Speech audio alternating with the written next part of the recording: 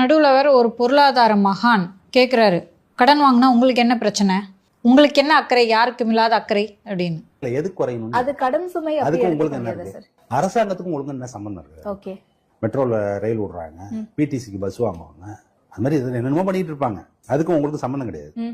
எந்த அளவுக்கு ஒரு அறிவில்லாத தற்கூரியை திட்டக்குழுவின் தலைவராக தமிழக அரசு வைத்திருக்கிறது என்பதை புரிந்து கொள்ளுங்கள்.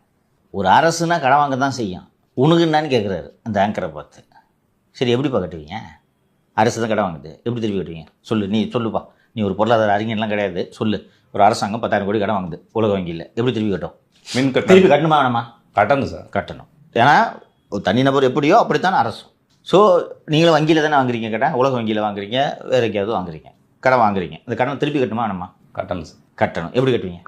மின் கட்டணத்தை உயர்த்துறது, போக்குவரத்தில் எல்லாத்தையும் உயர்த்துவாங்க. மின் கட்டணத்தையும் போக்குவரத்து கட்டணத்தையும் சொத்து வரியையும் வீட்டு வரியையும் உயர்த்தினா யார் அதை கட்ட போகிறது? நாங்கள் தான் சொல்லிட்டு போகிறோம். நம்ம தானே கட்டணும். கேட்குறான் இருந்தாலும் அறிவு இல்லாமல் உனக்கு என்ன வந்துச்சுன்னு எவ்வளோ திமிரு தெரியுது அவங்களுக்குலாம்.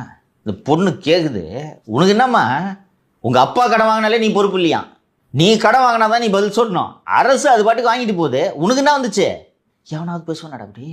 இது ஒரு பாயிண்ட் இருந்தாலும் ஒரு டிவி டிபேட்டில் டிவி சேனலில் வந்து பேட்டி கொடுக்குறாருன்னா எவ்வளோ திமிரு பிடிச்சவங்களாக அவங்க இருப்பாங்க, எந்த அளவுக்கு அறிவு குறைந்தவர்களாக இருப்பார்கள். இவரெல்லாம் பொருளாதார மேதை, புரியுதா?